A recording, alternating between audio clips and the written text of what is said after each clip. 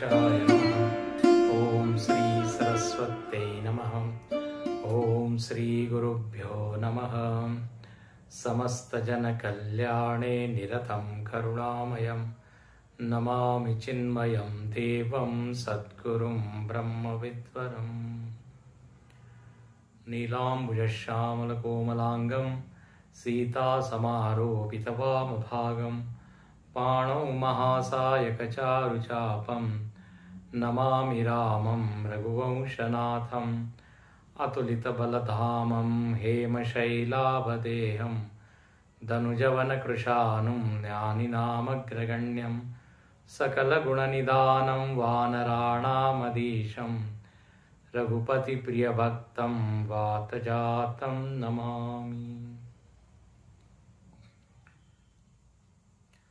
राम गीता के प्रसंग में हम लोग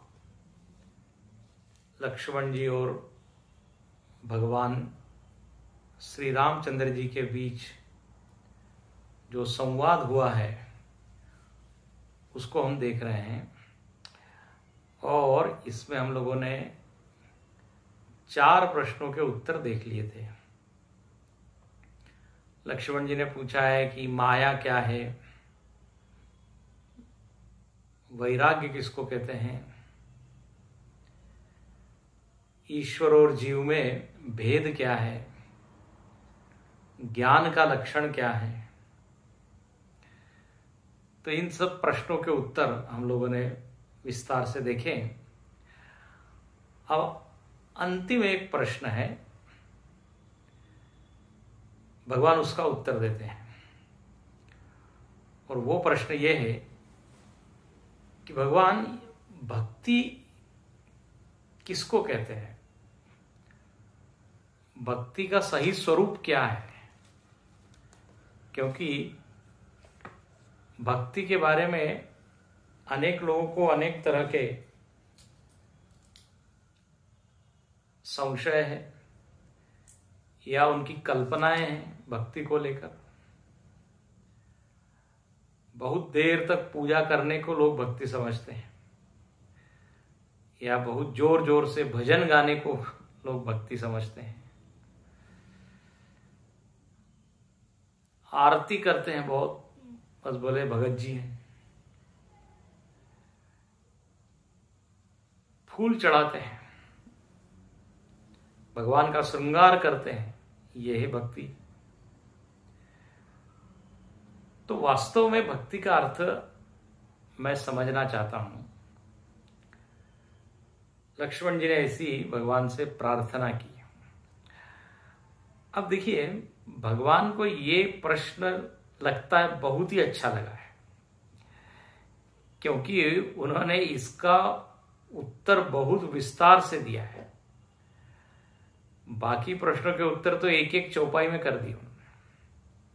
ज्ञान मान जह एक नाई, देख ब्रह्म समान सब माही, ये ज्ञान का लक्षण कर दिया। वैराग्य का लक्षण एक में कर दिया। कही तात सो परम विरागी, तृण समसिद्धि 3 गुण त्यागी। ईश्वर और जीव के बीच का अंतर भी एक दोहे में बता दिया। लेकिन जो भक्ति के बारे में भगवान ने बताना जब शुरू किया, तो उसकी प्रस्तावना पहले बताते हैं, फिर भक्ति का लक्षण बताते हैं, फिर भक्तों के लक्षण बताते हैं। तो काफी कुछ जो लक्ष्मण जी ने पूछा नहीं है वो भी भगवान अपनी ओर से बताते हैं। परीक्षा में हम देखते हैं ना, जिस प्रश्न का उत्तर हमको बड़े अच्छे से आता है उसको बड़े मन लगाकर, रस लेकर हम लिखते हैं। ऐसे यहां पर भी तो भक्ति के बारे में क्या कहा, तो पहले एक प्रस्तावना बनाते हैं, थोड़ा ज्ञान और वैराग्य के बारे में एक पंक्ति में बोल के फिर भक्ति के बारे में समझाते हैं। तो 15वें दोहे के बाद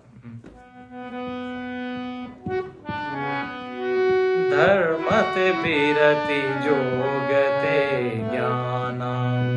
ज्ञान मोक्ष प्रद भेद बखाना, जाते बेगी द्रवऊ मैं भाई, सो मम भगति भगत सुखदाई, सो मम भगति भगत सुखदाई। यहां पे एकदम भक्ति के बारे में नहीं बताया। पहले कहते हैं कि ये जो वैराग्य की चर्चा हमने पीछे की, बोले उसका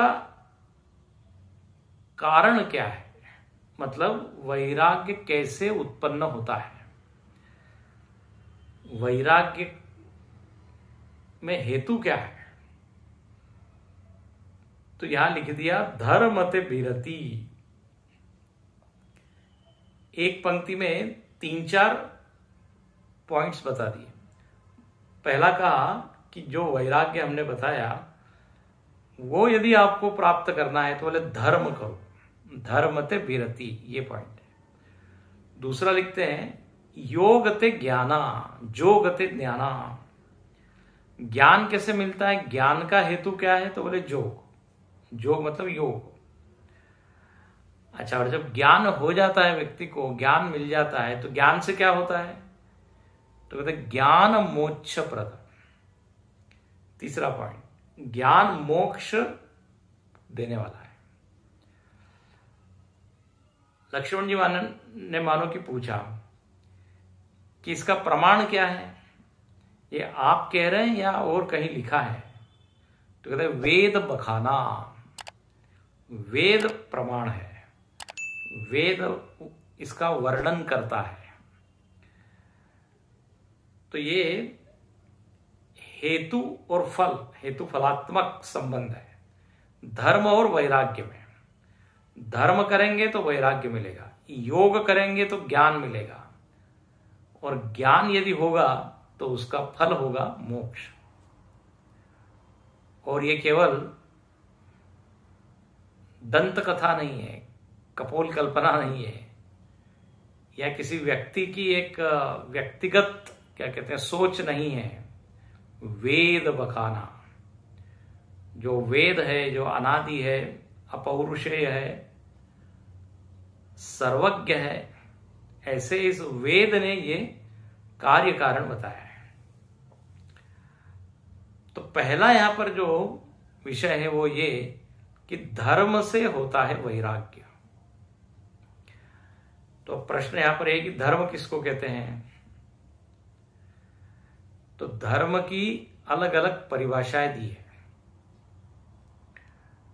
धर्म शब्द बड़ा व्यापक है, उसके अलग अलग आयाम है। भगवान शंकराचार्य जी ने भगवत गीता के प्रस्तावना भाष्य में धर्म का लक्षण बताया, जगत स्थिति कारणम।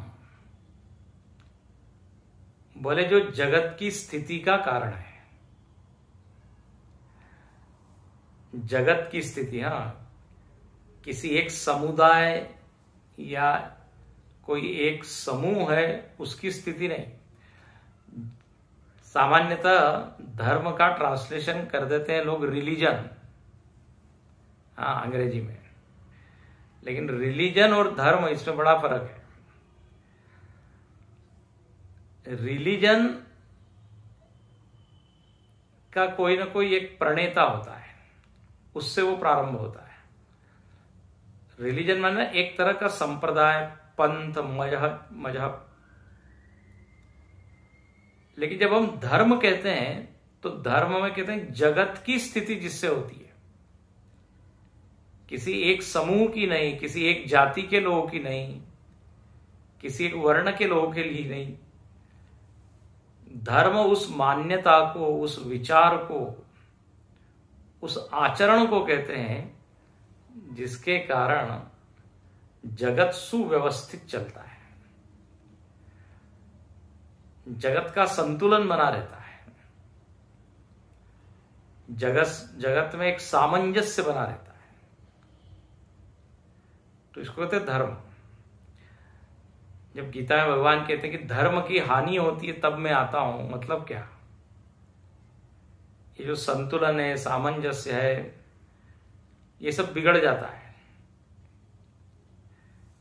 जो रहनी या जो आचरण और जो मान्यता जगत के हित के लिए होती है, वो सब टूटने लगती है। मर्यादाएं, कानून, सीमा, अनुशासन, तो उसको कहते हैं अधर्म बढ़ गया। तो धर्म यानी जिसके कारण जगत सुव्यवस्थित ढंग से चल रहा है। तो एक तो ये एक परिभाषा की, और आगे वो लिखते हैं कि प्राणी नाम निःश्रेयस अभ्युदय हेतु। धर्म किसको कहते हैं? तो बोले जो जीवों के कल्याण में मदद करता है, परम कल्याण। परम कल्याण है मोक्ष। तो धर्म एक ऐसा गाइड है, एक मार्गदर्शक है, जो हमको ले जाता है किधर? मुक्ति की ओर। और वही धर्म अभ्युदय का भी कारण है। अभ्युदय मतलब सर्वांगीण विकास, ऑल ओवर डेवलपमेंट। जिसको इस जीवन में आनंद लेना है, संसार का आनंद, दुनिया का आनंद, तो वो भी धर्म से मिलता है। इस लौकिक जीवन में यदि विकास करना है तो उसमें भी हेतु धर्म ही है। आज तक अधर्म करके किसी ने आत्मविकास नहीं किया, अधर्म करके किसी का यश नहीं बढ़ा, अधर्म करके जीवन में प्रसन्नता, समाधान, संतोष, ये सब नहीं आया। धर्म ही हेतु है। इसलिए चाणक्य ने भी कहा कि सुखस्य मूलम धर्म, सुख का मूल धर्म है। अच्छा, वहां लिखते हैं सर्व प्राणी नाम, शंकराचार्य जी कहते हैं, केवल मनुष्याणाम नहीं लिखते हैं। तो देखिए धर्म की बड़ी व्यापक परिभाषा है। तो एक तो ये हुआ अर्थ जो हमारे अंतर्बाह्य विकास में सहयोग करता है, वह विचार, वह आचरण एक किसी विशिष्ट कर्म को धर्म नहीं कहते। फल ये घटित होना चाहिए जो अभी हमने बताया। तो यदि इस तरह का धर्म यदि समाज में रहे तो वो समाज स्वर्ग बन जाए।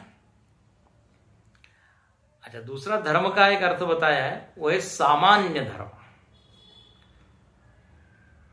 धृति, क्षमा, दमोस्तेयम, शौचम, इंद्रिय निग्रह, धीर, विद्या, सत्यम, क्रोध, दशमम धर्म लक्षणम।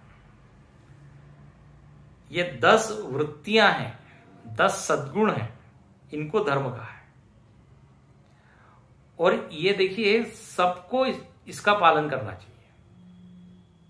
केवल हिंदू या मुस्लिम या क्रिश्चियन या सिख या ईसाई के लिए ही है ऐसा नहीं, बल्कि सर्व मानव जाति के लिए ये सारे सद्गुण हैं।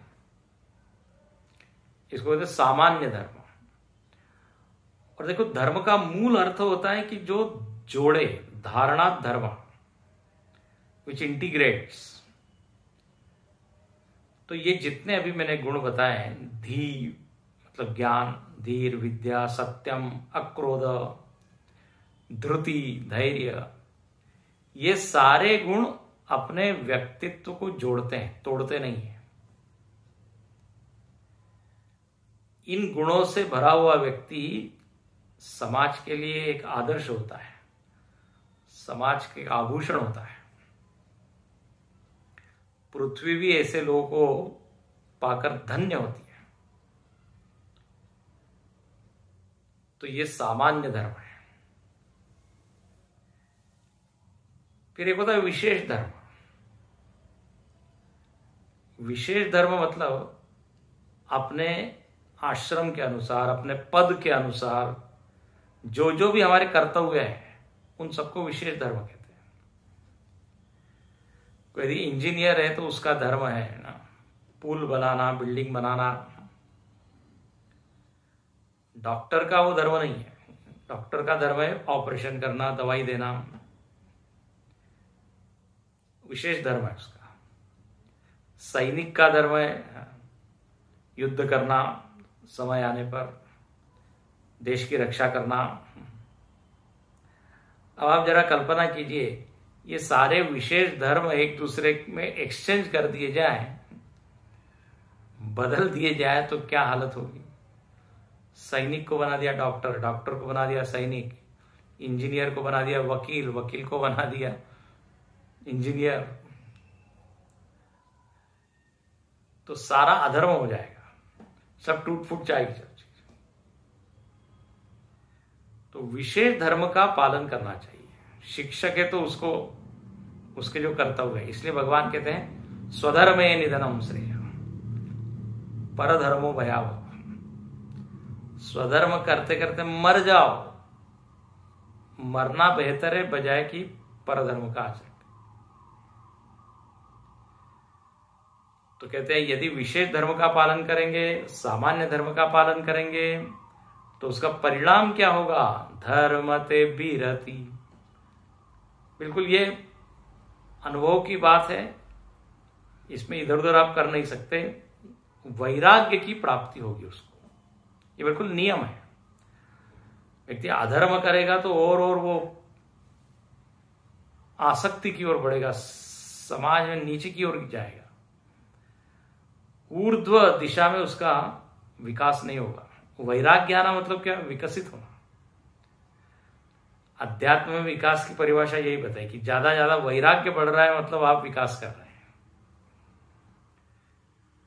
तो बोले धर्म ही वैराग्य में हेतु है। सामान्य धर्म, विशेष धर्म, एक होता है आपद धर्म।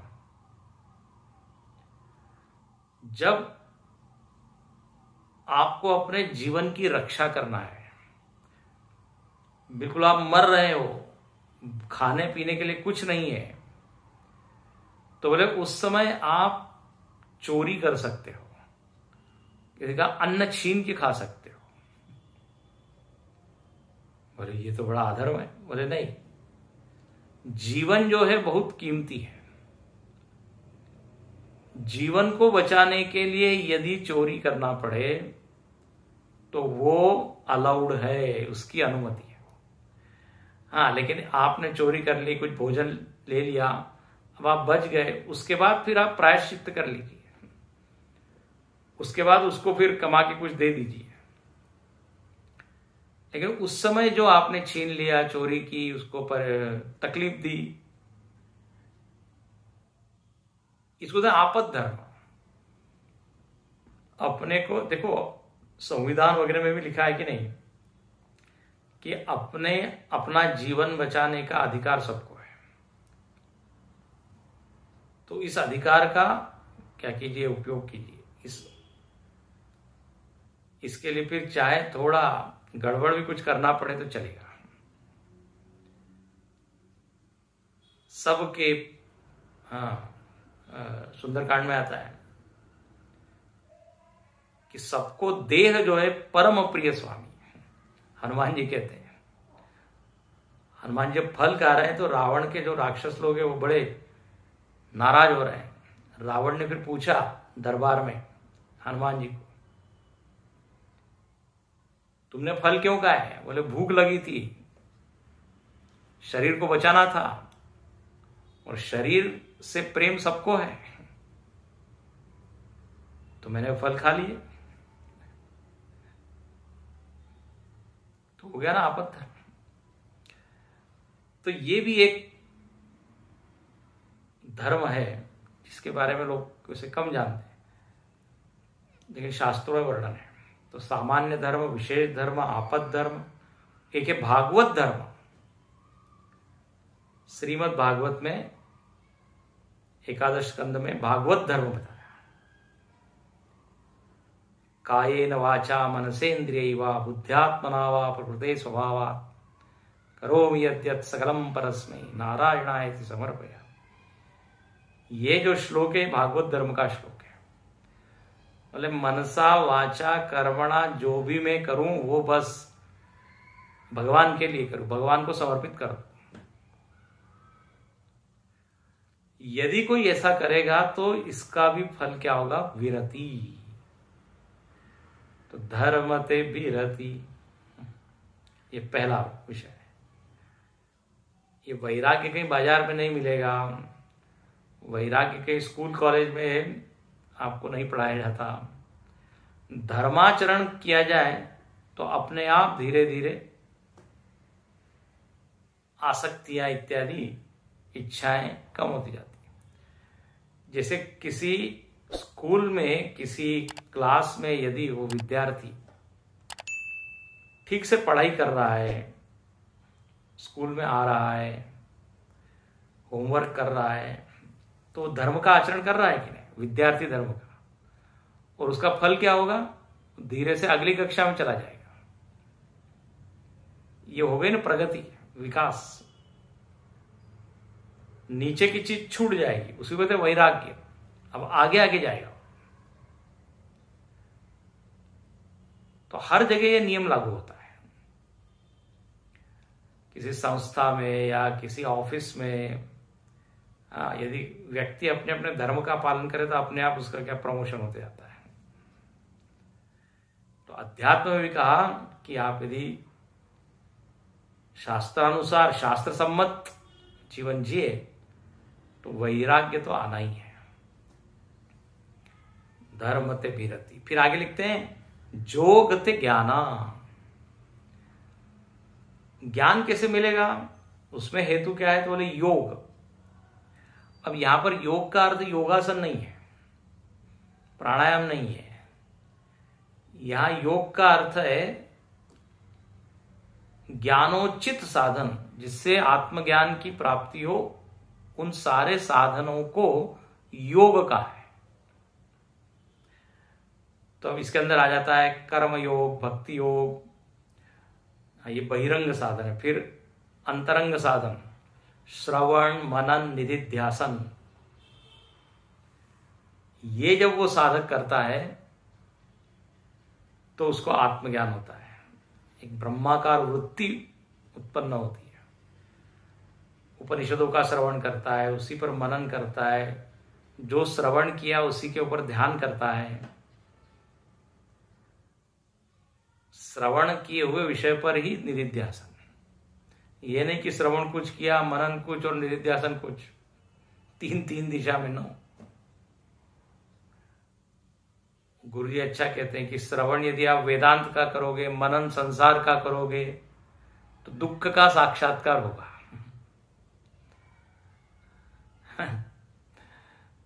तो श्रवण, मनन, निधिध्यासन आत्मा के बारे में। और यदि ये किया तो ज्ञान मोक्ष प्रद, उसको आत्मज्ञान होगा और वही उसको मोक्ष देगा।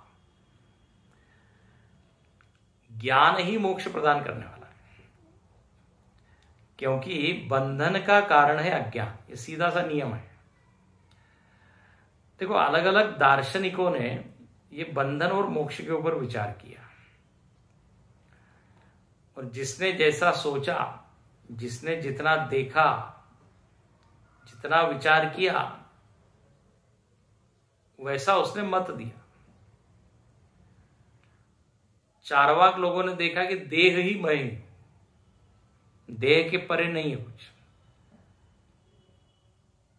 तो उनके अनुसार मुक्ति क्या है?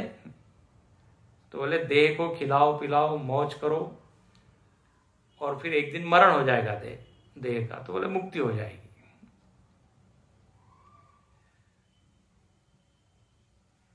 कर्म मीमांसक लोग स्वर्ग आदि लोक में जाने को मुक्ति कहते हैं। मर्त्य लोक से ऊंचा लोक स्वर्ग है, बस बोले वहां जाना मुक्ति है। यहां पे क्या है? यहां तो सब परेशानी है, दुखालयम है। स्वर्ग में सारे भोग उपलब्ध है, आप हमेशा युवा रहते हैं, खाने पीने के पदार्थों की कभी कमी नहीं है, वहां बीमार आप नहीं पड़ते। तो बोले वो है real enjoyment, freedom, liberation, what ever you से, साल्वेशन। तो स्वर्ग में जाना मुक्ति है। भक्ति संप्रदाय में, भक्ति दर्शन में 4 प्रकार की मुक्ति बताई। भगवान के लोक में जाना, ये पहले आप सुन चुके हैं। सालोक्य, सामीप्य, भगवान के निकट रहना, गोलोक में या वैकुंठ में भगवान के बिल्कुल पास में रहना, सामीप्य, ये मुक्ति है। सायुज्य, भगवान से जुड़ जाना। सार्ष्टि, सार्ष्टि मतलब भगवान के जैसी शक्तियां प्राप्त कर लेना, ये भी एक मुक्ति है। सारूप्य, भगवान के जैसा रूप प्राप्त कर लेना। तो भगवान जब प्रसन्न होते हैं तो ये सारी मुक्तियां देते हैं। लेकिन यहां पर गोस्वामी तुलसीदास जी जिस मोक्ष की चर्चा कर रहे हैं वह मोक्ष वेदांत वाला मोक्ष है, ज्ञान मोक्ष प्रद। बोले ज्ञान मोक्ष देने वाला है, मोक्ष में और कोई हेतु नहीं है, किसी लोक लोकांतर में जाने का नाम मुक्ति नहीं है। चलिए उसको कह दीजिए टेम्पररी मुक्ति, थोड़ी देर के लिए मुक्ति। लेकिन जो हमेशा वाली नित्य मुक्ति है वो तो ज्ञान से मिलेगी। और देखिए हर व्यक्ति को मुक्ति हमेशा के लिए ही चाहिए, थोड़ी देर के लिए मुक्ति नहीं चाहिए। कोई रोग भी हो जाता है व्यक्ति को तो डॉक्टर से कहता है ऐसी दवाई दो कि ये रोग फिर ना आए। बंधन किसी को भी प्रिय नहीं है, नित्य मुक्ति चाहता है। तो ज्ञान जो है वो मुक्ति देता है, क्योंकि सीधा वेदांत का सिद्धांत है। बोले मुक्ति कहीं आने जाने से नहीं होगी, किसी चीज की प्राप्ति से नहीं होगी, कोई बहुत शक्तियां बढ़ा लेने से मुक्ति नहीं होगी। आपके भीतर जो गलत समझ है उसके कारण बंधन है, उसको हटाने से मुक्ति होगी। जागे बिनु न दूर दुख होई, जो सपने सिर काटे कोई। स्वप्न में यदि कोई सिर काट देता है, स्वप्न में आप जेल में है, स्वप्न में किसी ने आपको बांध दिया है, तो वहां पर मुक्ति कैसे हुई उसकी? केवल जागने मात्र से। बस अब लोन सानी अब न सही हो, राम कृपा भवन निसासिरानी, जागे फिर न डसई। तुलसीदास जी कहते हैं अब तक तो मैं सोया था, अब मैं जाग गया, अज्ञान निद्रा से जाग गया, मुक्त हो गया। मुक्त होने पर मालूम यह पड़ेगा कि मैं कभी बंधन में था ही नहीं, व्यर्थ में ही मान लिया। ये बंधन जो है केवल मानने से ही है, मानने से बंधन है, जानने से मुक्ति है। तो यहां पर गोस्वामी जी वेदांत का पक्ष लेते हैं, ज्ञान मोक्ष प्रद, ज्ञान मोक्ष देने वाला है। और बोले ये तो वेद वेदांतों में कहा है, वेद बखाना, ये मेरा कोई खुद का मत नहीं है। तो इस तरह एक पंक्ति में धर्म, वैराग्य, ज्ञान, मोक्ष, इन चारों के बारे में बता दिया। और अब आते हैं, कहते हैं भक्ति का लक्षण तुमने पूछा है, तो यहां कहते हैं बहुत ही प्यारी मीठी ऐसी चौपाई है, और इतना प्यारा लक्षण और भक्ति का कहीं नहीं है। कहते जाते बेगी द्रवहु मैं भाई, सो मम भगति भगत सुखदाई। भक्ति की कोई बहुत लंबी चौड़ी परिभाषा नहीं की, सीधा सीधा लिख दिया कि जिसके कारण, ध्यान से सुनिए, जिस वृत्ति के कारण, जिस आचरण के कारण, जिस भाव के कारण मैं पिघल जाता हूं, मेरा हृदय द्रवित हो जाता है, जिसके कारण मैं अपना सब कुछ छोड़कर भाग के आता हूं, मेरे से रहा नहीं जाता। तो जिसके कारण भगवान रीझते हैं, वो है भक्ति। कितनी सुंदर परिभाषा है। जिसके कारण हम भगवान के दिल को जीत ले, भगवान के हृदय को द्रवीभूत कर दे, पिघला दे। देखो व्यवहार में, समाज में भी हम देखो पिघलते कैसे हैं। जब कोई हमसे बहुत प्रेम से बात करता है, विनम्रता से बात करता है, सामने वाले का स्वभाव बड़ा अच्छा होता है, तो सहज ही हमारे मन में एक सद्भाव प्रकट होता है, और फिर उसके साथ हम जुड़ जाते हैं, उसके साथ रहने लगते हैं, उसके साथ संबंध बना लेते हैं, उसके साथ बातें करने में आनंद आने लगता है। तो देखो उसने क्या किया, अपने आचरण से, स्वभाव से हमको जीत लिया। भगवान यहां बिल्कुल वही बात कहते हैं, ऐसा तुम करो कि बस मैं तुम्हारे ऊपर अपने आप को न्यौछावर कर दूं। तो ऐसी हमारी क्या प्रीति धारा हो, वृत्ति हो, कि भगवान के मन में भाव आ जाए कि चलो इससे मिलना चाहिए, इस पर कृपा करनी चाहिए, हाँ इसको और शक्ति देनी चाहिए, इसकी मदद करनी चाहिए। देखो गजेंद्र के लिए भगवान सब कुछ छोड़ के भागे कि नहीं, प्रहलाद के लिए आए कि नहीं। प्रहलाद जी ने बोल दिया था हिरण्यकश्यपु को, जब हिरण्यकश्यपु ने पूछा कि कहां तुम्हारा विष्णु है, बोले कहां नहीं है। तो बोले क्या इस खंबे में भी है, बोले जरूर है।